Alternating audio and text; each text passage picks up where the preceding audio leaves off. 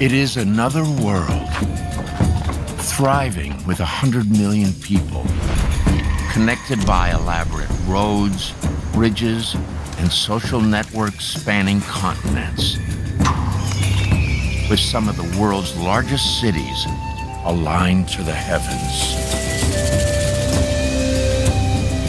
It is the birthplace of some of the greatest civilizations on Earth. This is the Americas, more than 500 years ago.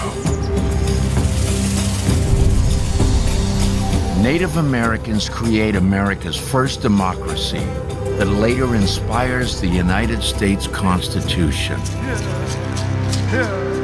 Shape Mississippi swampland into the largest pyramids on the planet.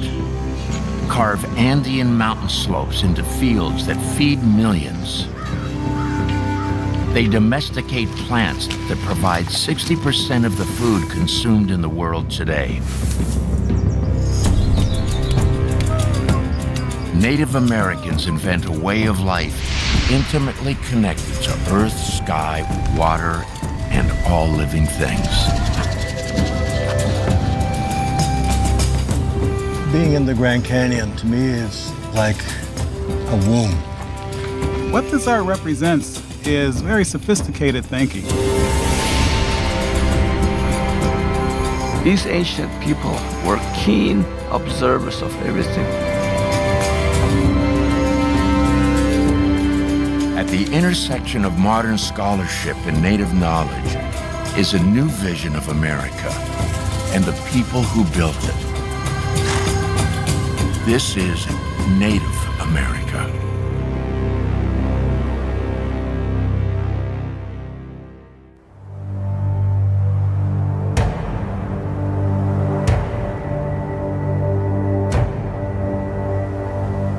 In a remote canyon in New Mexico, more than 1,000 years ago, Native Americans built one of the largest cities in North America, Chaco.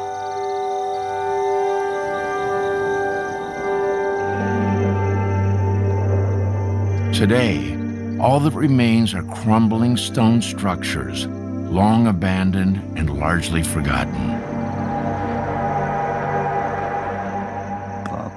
But some Native Americans maintain a strong connection to Chaco. We make pilgrimages to Chaco because it's a way of connecting back to our ancestral places. Lee Kuanasiyama is a Hopi keeper of knowledge. The Hopi are one of the Pueblo communities, the most ancient peoples living in the Southwest.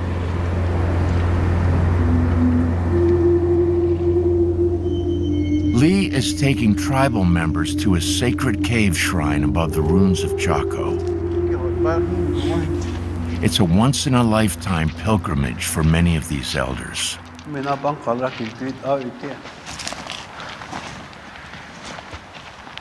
The Hopi have never shared this private ceremony outside their community. They offer cornmeal and eagle feathers in gratitude. Today is a very important day for all of us to be here among our own ancestral people. Chaco is a very significant place. A lot of people with high spiritual power and knowledge settled there. It was a place where a lot of great teachings happened. Through the eyes of the Hopi and other native peoples, this city is still alive. These ruins are ancient skyscrapers filled with hundreds of rooms. Their walls carefully aligned to the sun and stars. They transform the surrounding desert into gardens and fields of corn. The Hopi believed Chaco was a place where thousands of people came to learn about Earth's natural forces. They share secret knowledge, prayers, and practices about how to influence the elements: wind, clouds and rain. Here, 1,000 years ago, in the desert of the American Southwest, was a thriving center of science and spirituality.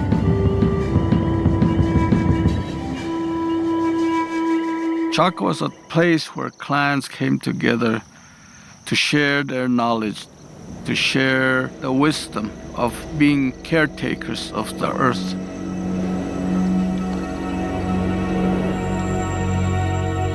Now, an archaeological discovery is showing the extent of Chaco's influence and just how far people would travel to come here. Archaeologist Patty Crown led the investigation. This is room 28, a small room, but one that has been critical in our understanding of Chaco. First excavated in 1896, room 28 contained dozens of cylindrical pots. They really seemed to be drinking vessels. I just wasn't sure what they might have been drinking in them.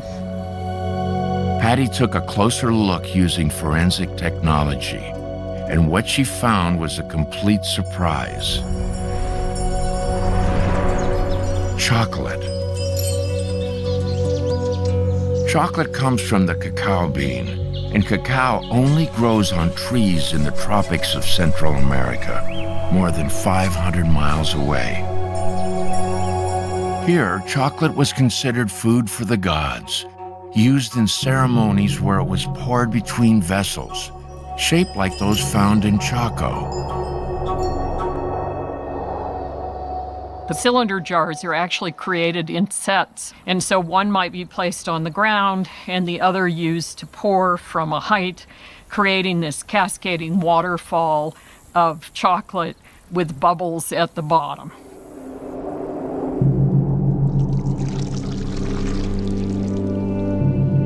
Chocolate and its sacred drinking ritual must have traveled from Central America to Chaco. And chocolate is just one of many sacred objects discovered here. Carved shells from the Pacific Ocean and Gulf of Mexico. Precious metals and minerals like turquoise from far-off mountains. Colorful tropical birds from Central American jungles over 1,000 miles away.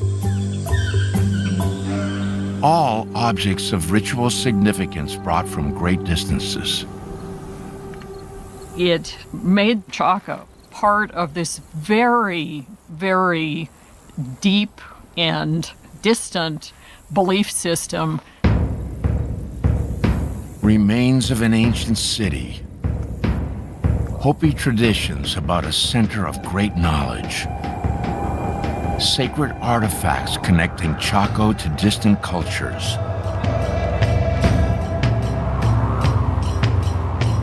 A new picture is emerging of this remote room. In a world of cities teeming with people, immersed in the science and spirituality of earth and sky. Chaco is a metropolis of ideas and beliefs that span 2 continents.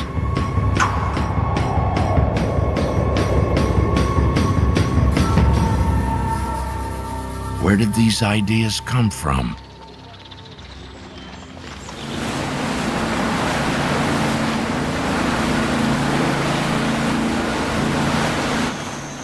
The story begins far from Chaco.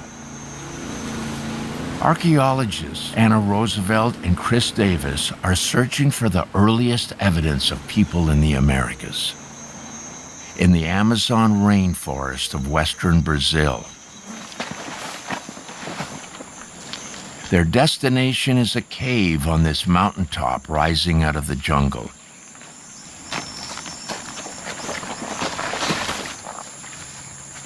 This is the Caverna de Pedra Pintada, Portuguese for the Cave of the Painted Rock. That's amazing. There's art going from the base all the way up to the ceiling. The cave is covered with paintings inspired by animals and the sky. In this case, there's a round object in the middle of the depiction of the turtle. Yeah, a lot of them are very abstract. The local people speculated that these were suns or moons. And that might match with the turtle because also turtle myths were related to the sun as well as a creation spirit. This cave in the Amazon is rewriting the history of when and how people settled the Americas and who those people are.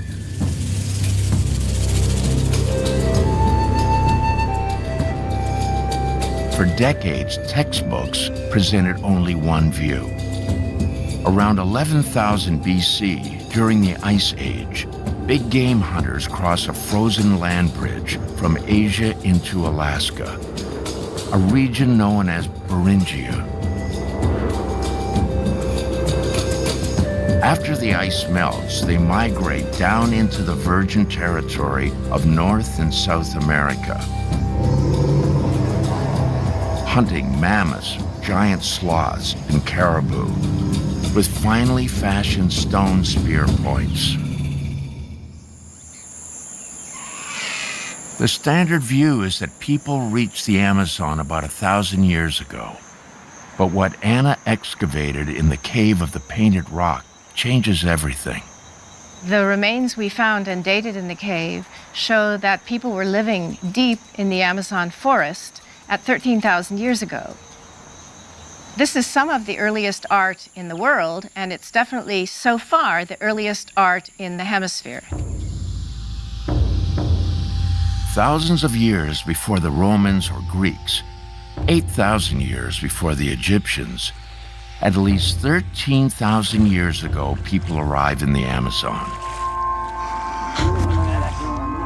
And their stone tools and paintings reveal these first Americans are not only mammoth hunters, they are foragers, fishermen, artists, and perhaps scientists.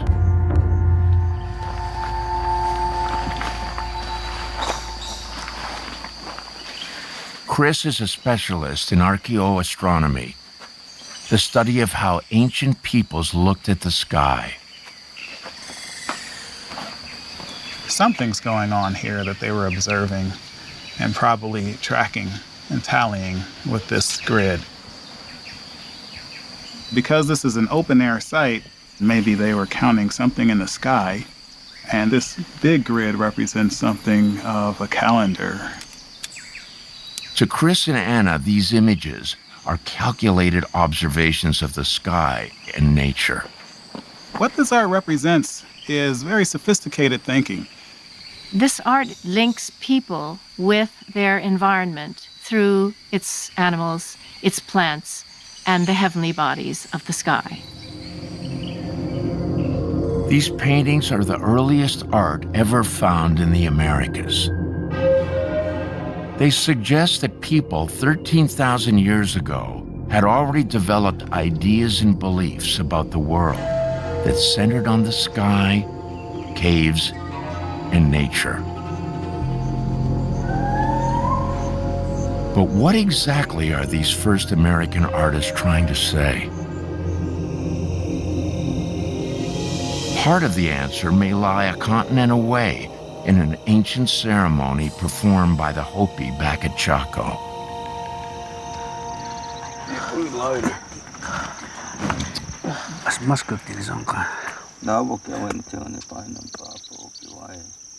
The reason we do these pilgrimages is to continue our connection to places like Iupkoive, which is the Hopi name for Chaco. Built in northwest New Mexico between 900 and 1150, Chaco grows to cover an area roughly the size of modern San Francisco. At its core are 12 great houses.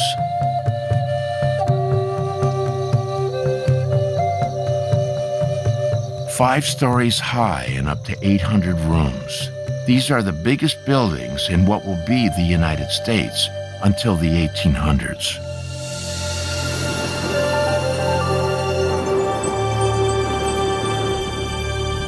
Throughout the city, they also construct cave-like gathering places.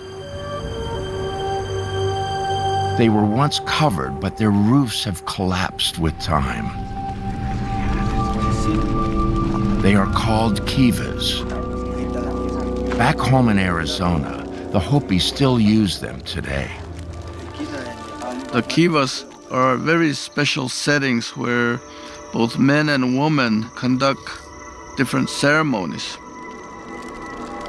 So a kiva that is 1,000 years old is a very special setting for us.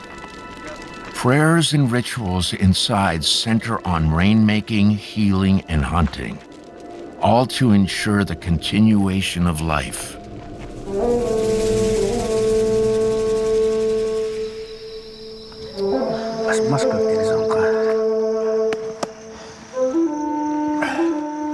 Today, the Hopi are conducting a smoking ceremony. It has been passed down for thousands of years.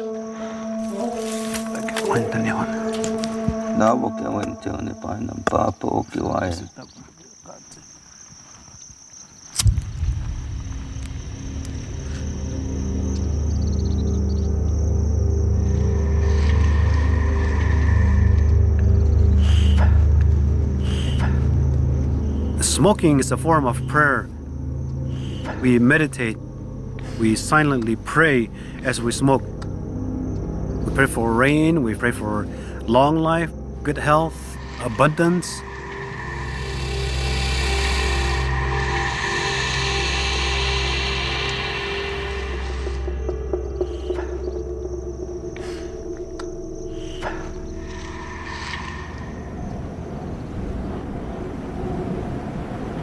The prayers are to the environment. You take time to contemplate the power around us. The bird world, the reptilian world, the animal world, the insect world. They are part of who we are as Hopi people.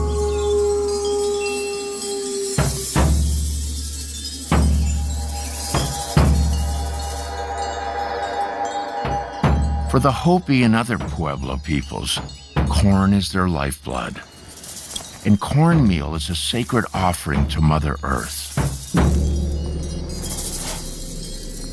As the smoke carries prayers to the winds, Lee sprinkles the meal for birds and insects to spread to all four corners of the earth.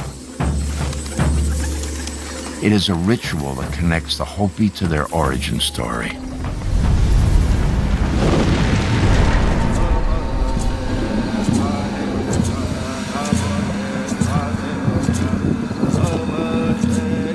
Sinom as modi at kaveye siwa.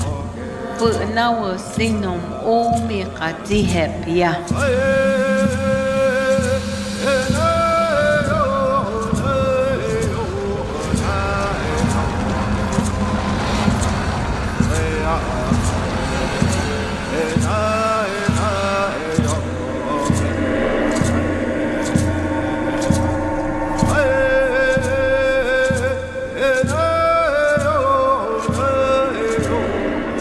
Mahaki ma sawe au iki, pa ma sao yan ma tiwa.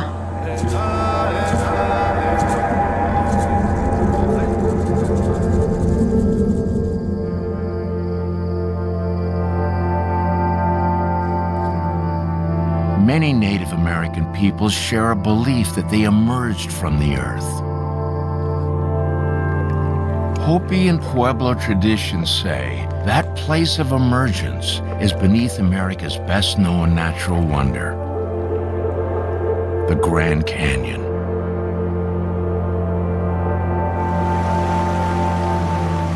$5 million people visit each year. They come to connect with its natural beauty. But Pueblo people have an even deeper connection. This is their birthplace. When we come to a place of water. We take the water, we put it on our head, and we splash that water, we lift it and throw it into the air in the direction of Zuni to encourage rain 4 times. And then we drink the water. Jim Enote is an elder of the Ashiwi, a Pueblo group in what is now New Mexico, known as the Zuni. Jim is mapping ancient images of the Zuni's origins, carved in stone by his ancestors. Just 1 half cup. There we go. Thank you, Jim. He is joined by river guide Francesca Bob, who is part Zuni, and Zuni story keeper Octavia Siatua. There's some panels up here on both sides.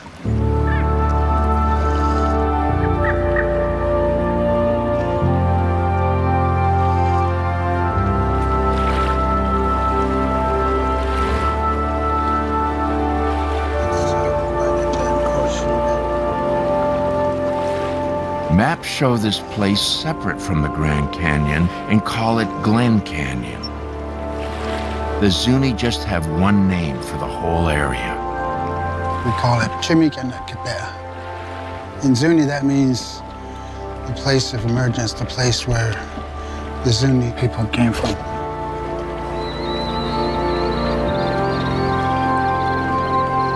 We're coming up to shore. Hook jumping. No. Yeah. A lot of people call it rock art, but for us, it's history. Wow.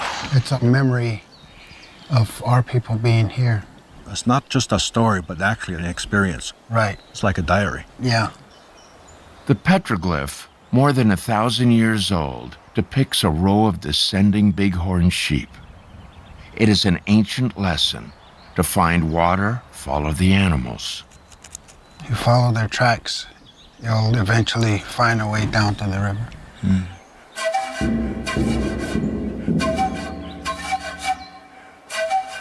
The Zuni want to both preserve and share these sacred symbols. So Jim began hiring native painters to turn Zuni history into illustrated maps. We looked at these kinds of petroglyphs and other kinds of images on ceramics, things that were woven in tapestries. We thought about the songs and prayers we have, and we decided that we can make our own kinds of maps. Their maps are unlike any others. Not limited by lines or topography, they depict cultural landscapes and living memories. The Zuni maps represent the world without defined boundaries. Many people are familiar with geometric maps with streets and roads. And then when they see Zuni hand-painted maps, they realize there's a different way of looking at the world.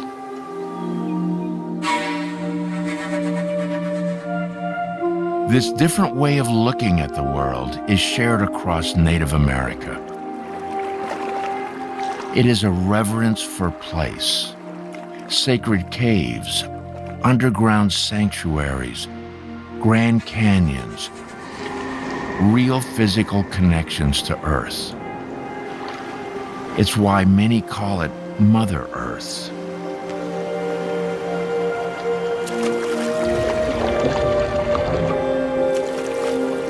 Being in the Grand Canyon, to me, is like a womb.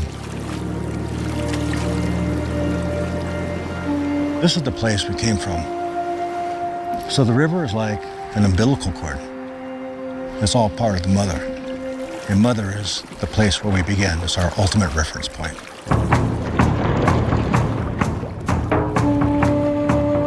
Pueblo tradition requires them to honor Mother by taking care of her. Ma sao amami bang kau I tits kwa happy ma kiwa. Sinom happy it tits kwa au bas the nut yao yung ni.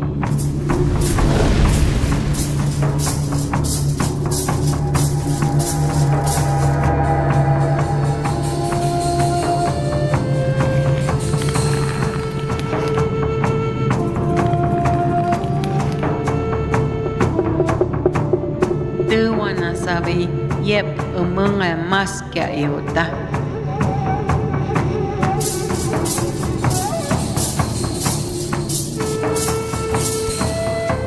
Ni kyang nanan iwok nan kusani.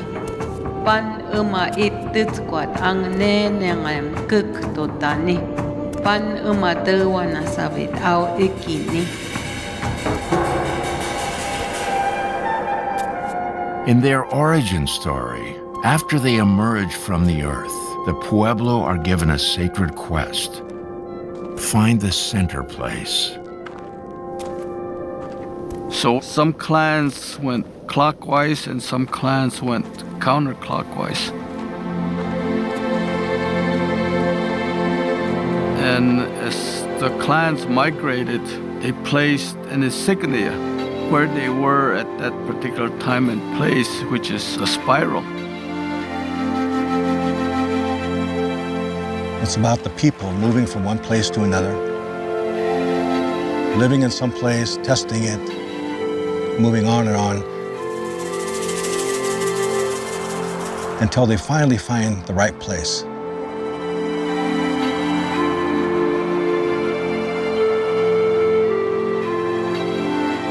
Finding the right place, the center place, lies at the heart of Pueblo belief. It is more than a physical location. It is about living in balance with the natural world. This search for the center place is built right into the kivas. Every kiva is aligned to the 4 compass directions: north, south, east, and west. That's true north, and this one is true south. So the sun rises here on the east and then sets to the west there. There are 2 more sacred directions, up and down. Climbing a ladder out of a kiva is symbolic of emerging into this world.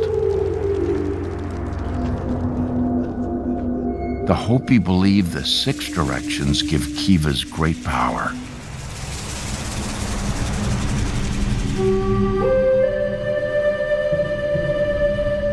The sacred power of 6 directions is shared by many peoples across Native America. One of its purest expressions was recently discovered in a man-made cave near Mexico City.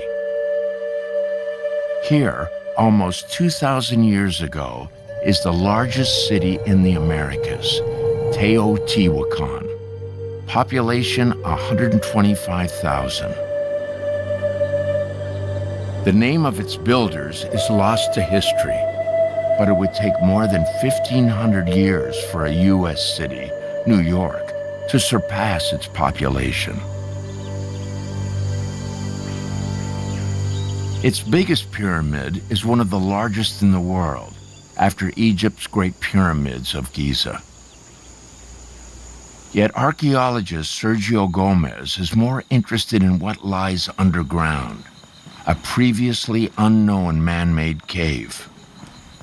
In almost every Mesoamerican culture, caves have a deep significance in cosmological thought. That is why this discovery is so important. In 2003, a monsoon rainstorm created a sinkhole near a pyramid known as the Temple of the Feathered Serpent.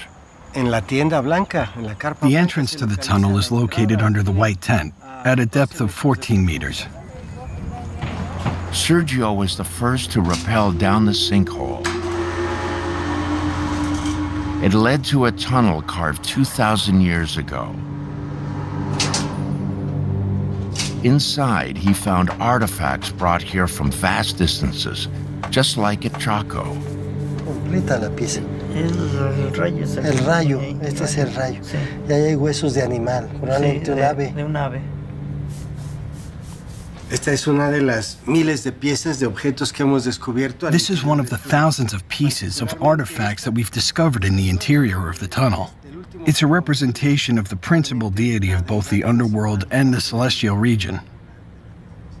Sergio believes many of the offerings symbolize heaven and earth and are carefully positioned in the tunnel. que pensamos que la colocación de cada We believe that the placement of each object throughout the tunnel had a particular meaning. un significado particular. They were not No just están placed there dispuestos nada más randomly. al azar. The tunnel ends in a human-made cave. Its floor is sculpted to represent the underworld. Its ceiling is covered in artificial starlight, mimicking the cosmos.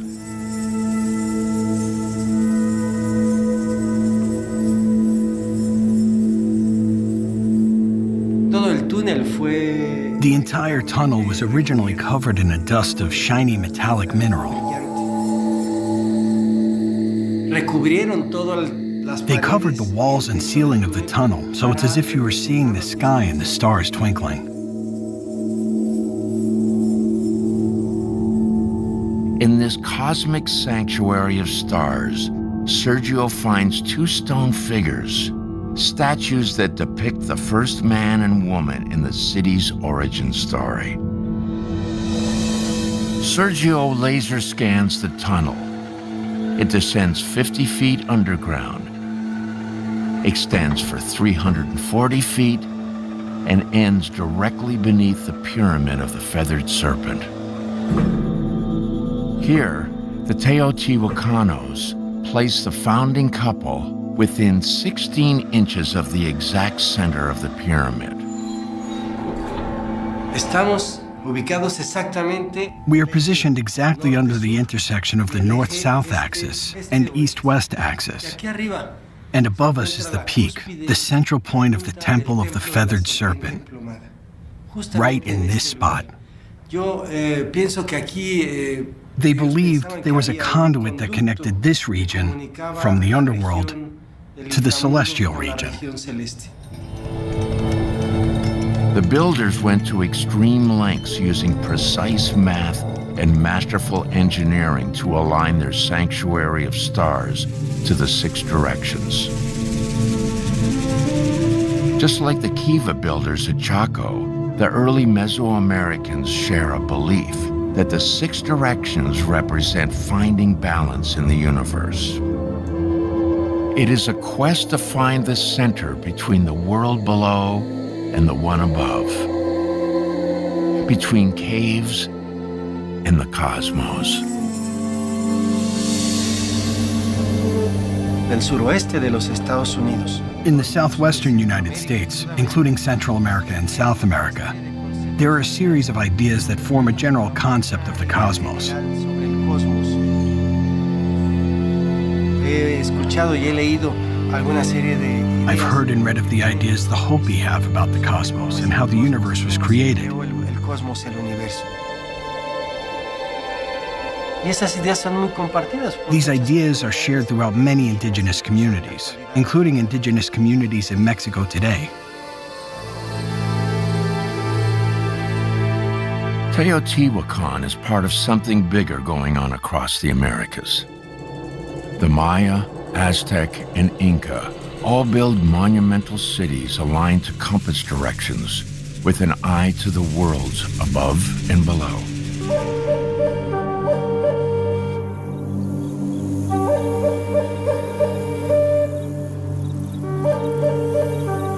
And at Chaco, the builders extend the science of six directions to apply not only to place, but also to time. Alignment was very important to these people at Chaco. It helped them to determine the times of year, the cycles of their crops, when they plant certain seeds, and it also determines the months, the moons, when the certain ceremonies happen. At the very center of Chaco, builders create a sacred space to unify time and place, Pueblo Benito.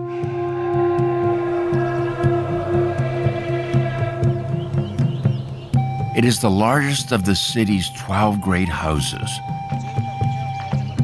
with over 800 rooms and 30 ceremonial kivas. We can talk about this as a building, we can talk about it as a storage unit and a ceremonial center, and we can also talk about it as a clock.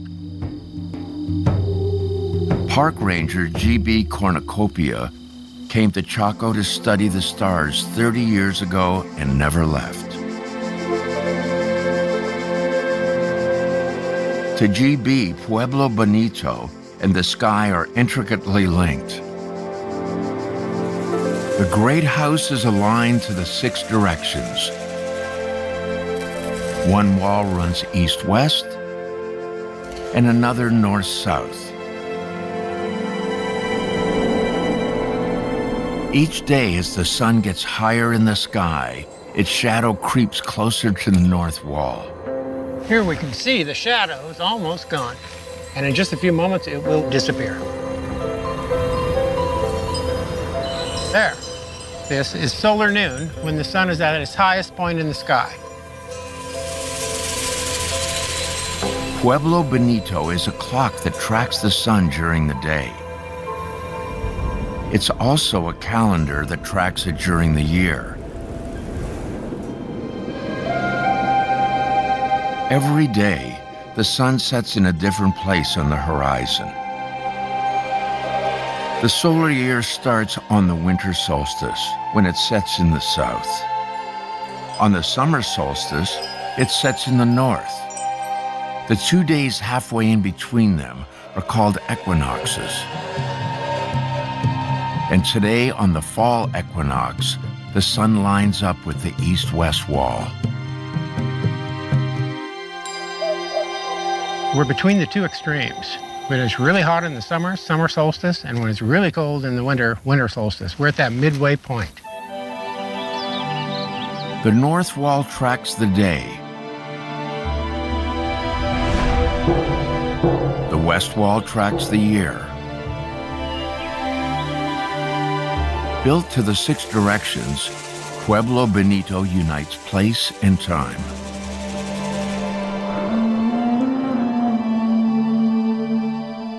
People tell time by their relationship with the sky. Now, most of us have forgotten that because we have devices that represent time. We've got watches and calendars and clocks. But if you've got good markers on your horizon, you can predict the seasons so that you can prepare for ceremonies, agriculture, all manner of things. The people of Chaco look to the sky to guide their agriculture and their ceremonies. Their city is the physical embodiment of their worldview. It is a way of living that is both a scientific understanding of the cycles of the earth, sun, and stars, and a spiritual quest to find their place within it.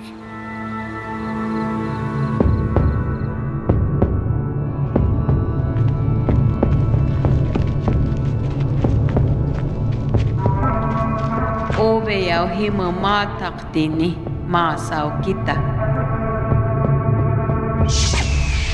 Pan umana naptani dewana sabe ike. Pam umumi matak tik pang happy yesvani.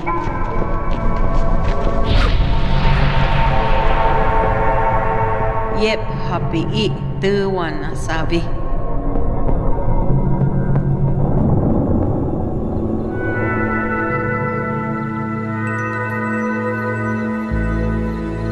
Skywatching, the 6 directions, and a search for people's place in the world.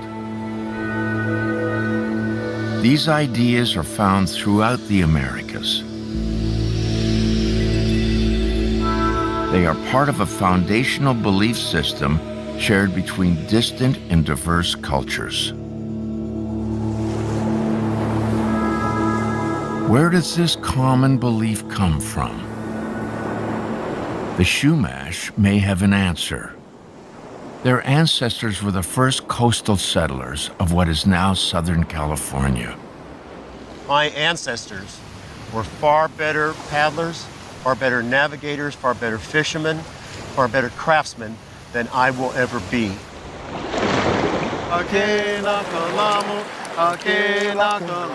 Today, these Chumash men are taking to the water in a flat-bottomed canoe, like that of their ancestors. Water's life. It's such a great teacher of respect. It's a great teacher of power. It's a great teacher of calmness. Long ago, water taught the Chumash a lesson they still practice. The best time to paddle is at night. That's when the ocean is the calmest. It's so dark that you can barely see the paddler in front of you. You feel your paddle hit the water and come out. It's powerful. Far at sea in the dark of night, the Chumash look to the stars to guide them, just as their ancestors did. At a very early stage, we saw the Milky Way as a way to chart our way across the islands.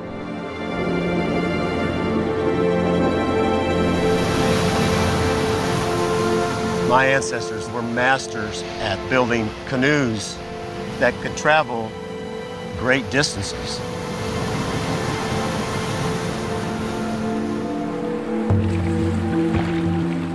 Their mastery of the stars and seafaring enabled the very first Americans to move quickly down the coast and across the continents. Can the way America is settled explain why Native Americans share so many core beliefs? New DNA evidence suggests that all Native Americans are descended from one people. They lived together for 25,000 years, stuck behind a wall of ice in an area called Beringia. Perhaps here, over thousands of years, people observe cycles of the earth, sun, and stars, and plant the seeds for a worldview that will be shared across the Americas. Can these ideas really have been developed so far back in time? If so, they may be expressed in the earliest art found here. It dates back 13,000 years to the very beginnings of Native America.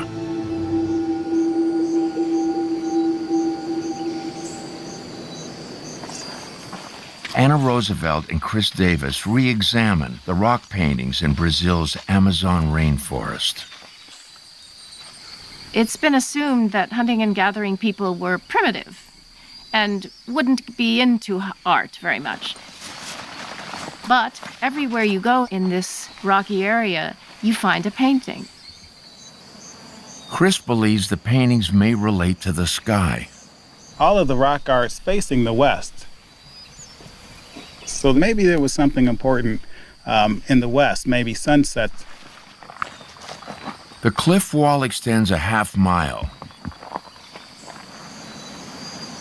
It is covered in paintings of animals, grids, and circles, all the way to its far south end. This is the southernmost image of the painting sequence. And there's two concentric circles, one above and another one below. Chris thinks these circles could depict stages of the sun setting.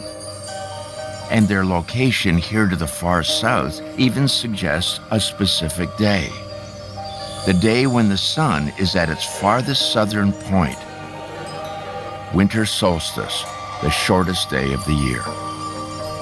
And as it angles downward, it starts to rest on a pedestal. Chris suspects that pedestal represents a rocky outcrop on the horizon. He has come here on the winter solstice to see if the sun will line up with the platform. If there's a match, we should see it today.